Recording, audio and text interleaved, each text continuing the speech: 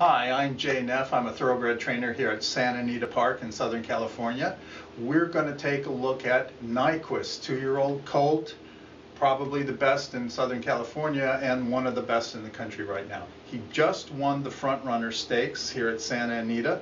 That's a free ride to the Breeders Cup Juvenile $2 million purse, but will they do it? Will they go to the Juvenile, or will they rest up and get ready for the Kentucky Derby Trail? We'll find out.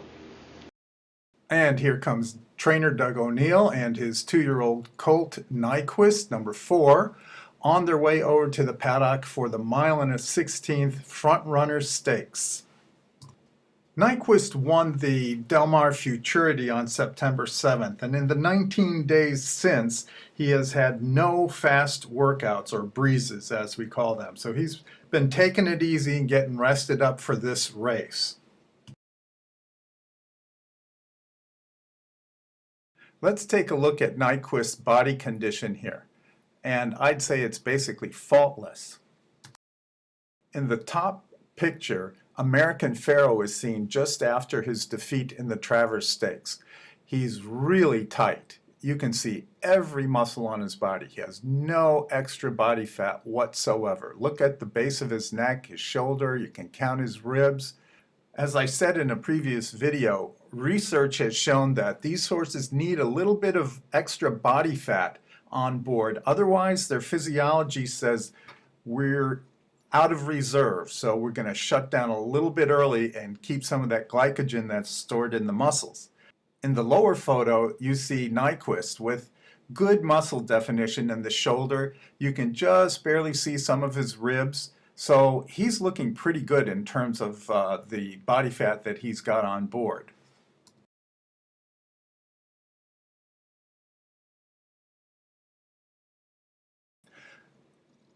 I'm going to slow things down a little bit here. Doug O'Neill is getting ready to put the saddle on Nyquist here. That is a damp chamois he's got in his hand, and we put that under the saddle to keep it from slipping. It just gives you a little traction. There's the foam pad for the saddle, but you'll see in just a moment something a little unusual here.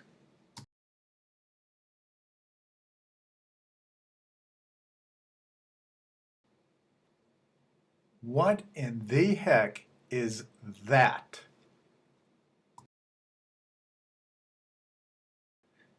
Doug is meticulously adjusting this and neatly tucking in the tag end into the keeper and getting it just right on the horse's neck.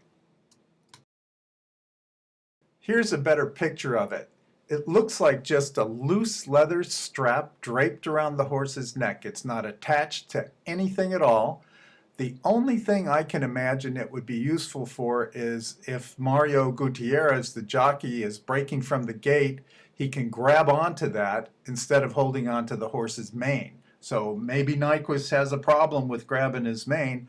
I'll try to find out and get an answer. I also find it fascinating that Doug O'Neill is such a big man, but you watch his hands here, he has such a gentle touch, like a surgeon. He's saddled thousands of horses, but look at him, he's just totally focused on what he's doing, just zoned in on that horse and making sure every detail is right.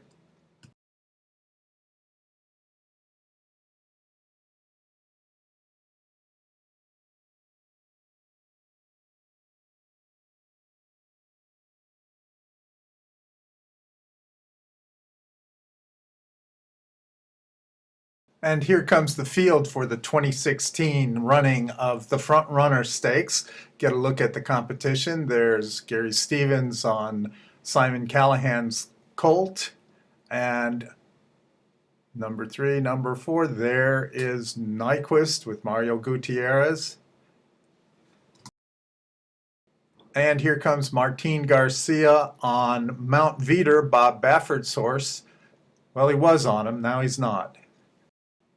But he remounts completely undaunted, and off they go.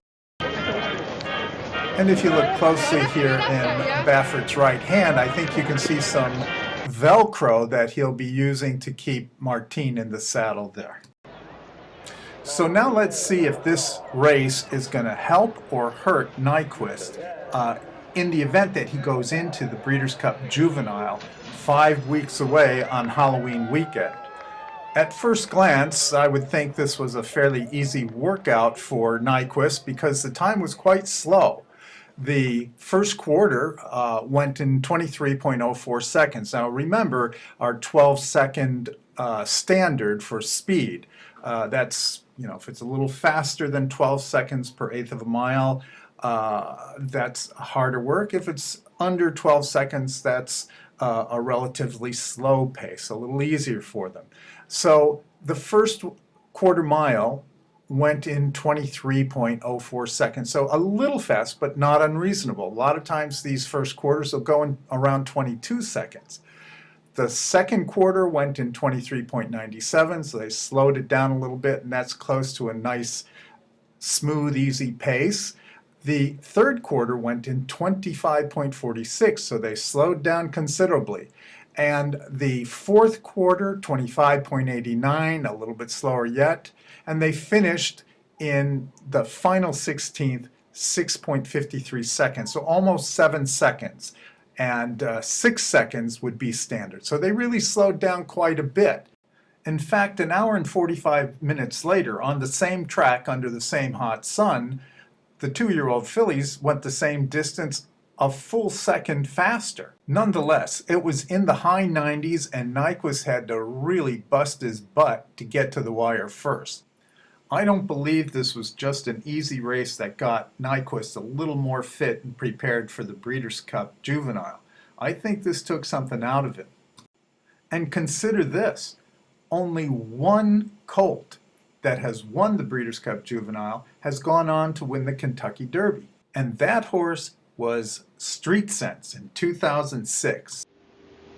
The juvenile's purse is $2 million. The winner takes home $1 million. But you gotta ask yourself, is it worth knocking him out and being unprepared for the spring Triple Crown Trail and the Kentucky Derby? A colt that wins one or all of those races, his value soars as a breeding stallion. Well, we'll see what kind of decision they come up with. Now, don't forget, subscribe, click the big red tag here, and don't hesitate to make a comment below or ask a question.